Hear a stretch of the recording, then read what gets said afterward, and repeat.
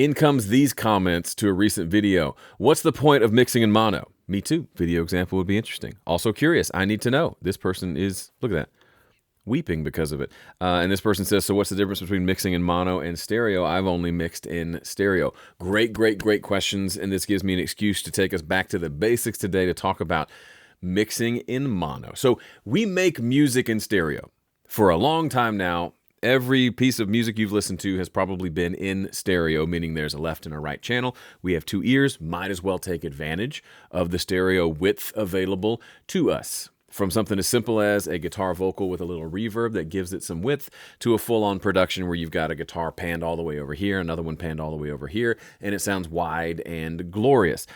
When we talk about, and you'll hear both myself and Gregor and others talk about mixing in mono, we're not talking about the final mix that you release to the world being in mono. We're more talking about checking your mix in mono, seeing how this stereo mix sounds when you force it to be mono. What is mono? Mono means we take left and right and we sum them together into one mono signal. It's the same as if we sent our stereo mix to a single speaker. And you might think, well, Joe, everybody listens to music on earbuds these days. Why are we even talking about this? Everybody's listening in stereo.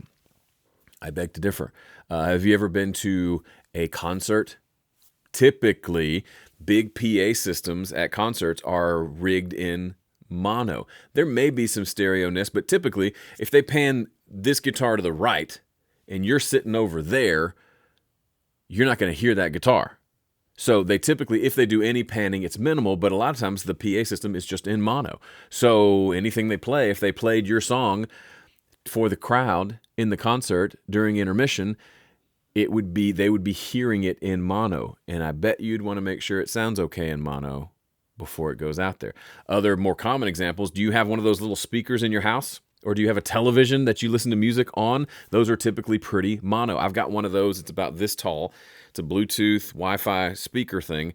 And it technically has a little bit of stereo spread to it. But once you're listening from across the room, it's a mono signal. I'm not able to tell, oh, listen to that pan to the right. I'm just hearing music all mushed together coming out of one single source.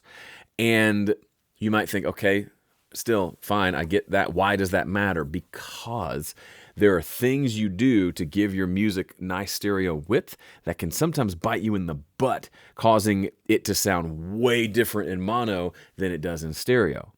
And it'd be nice to know that before you're finished and it's out there playing in the world and sounding terrible on mono systems. Okay, so why does this matter? I'm going to show you. Here is a common mistake people make all the time. Here's a single, lovely little acoustic guitar. And you might say, that's great. I want it to be more stereo. It's just mono. It was one guitar with one microphone. So what people will do is they'll right click and they'll choose duplicate track complete, which duplicates the track and also the audio itself. Then they'll take the first one and pan it left. They'll take the second one and pan it right. And then that alone doesn't do anything. It just makes it louder. It still sounds mono. It's still coming up the middle. But then what they'll do, they'll come over to the mixer, and they'll do some form of this, but they might try this, where they'll say, well, let me just flip the polarity, flip the phase of the right channel, and let's see what that sounds like. Here we go.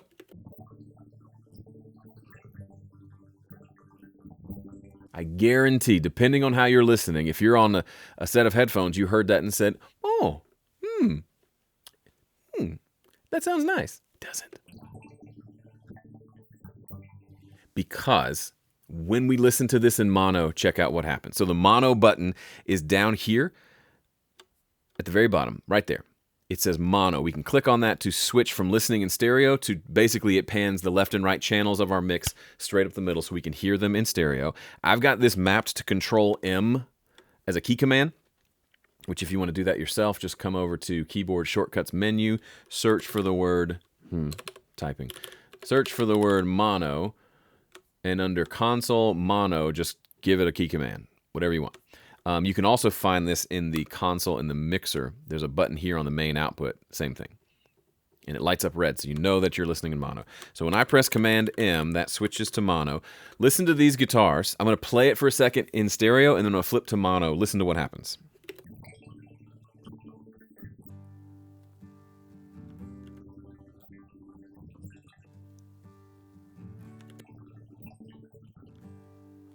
What happened? It literally disappeared. There was the slightest hint of a sound, and I think that's from the like mix effects engine that I have on.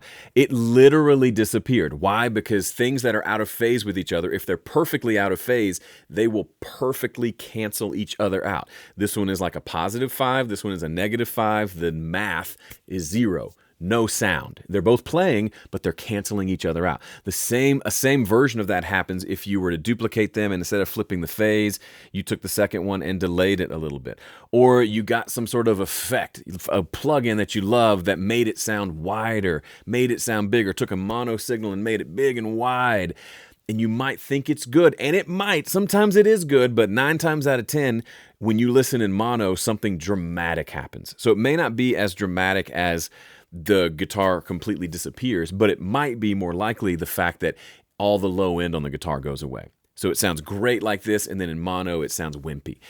These are the kinds of things that happen when you switch to mono. And so if that happens and you learned about it while you're still mixing, you can go fix it.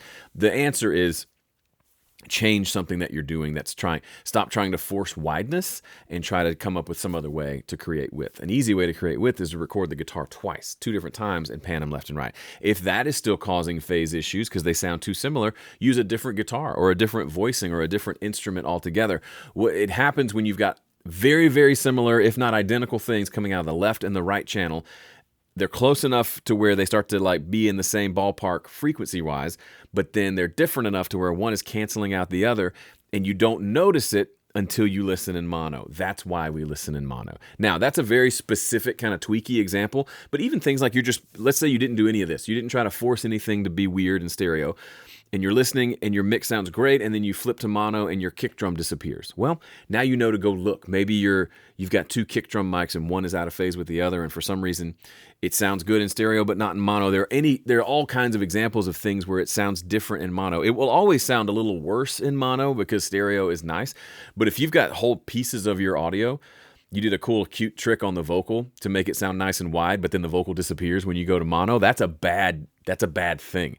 So you want to be able to find a way to check that, and you can do that right inside of Studio One by just hitting your command. I use Control-M to listen to things in mono. Let's do a real example. Let me go back to not what we were just listening to, but let's just go to a section of this song. This is one I'm working on. I'm not quite finished with, but let's just I'm going to hit play, and I'm going to just switch to mono back and forth. You'll see me click the button, and we'll just listen, see if anything weird happens.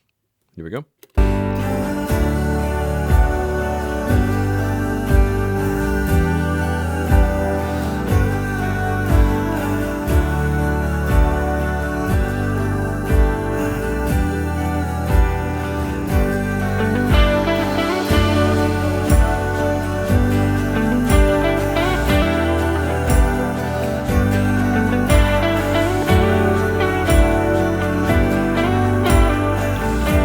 For that, I didn't hear any huge differences. Yes, it's different, right? You don't have the nice wide background vocals. They get kind of summed to mono, but I don't lose anything. I didn't lose. I could still hear the background vocals. I could still hear the guitar. I could still hear the kick drum pulsing. I could hear the bass line. I could hear the keyboard parts. Nothing disappeared. Nothing sounded vastly different. It's just that's what it sounds like in mono. And I know now, when I go export this and then go listen to it downstairs on that little one single speaker system to play it for the wife and kids, I'm not going to be surprised how it sounds because I've already checked it here in mono. So it's just a good practice to get into listening to your mixes in mono. Some people recommend doing the bulk of your mixing in mono, so then when you listen to stereo, you'll know that things work really well, like mono compatibility-wise, and then when you flip it out to stereo, it's just gravy from there. All right, that's it for this video. Hope it was helpful for you. Thanks for watching. See ya.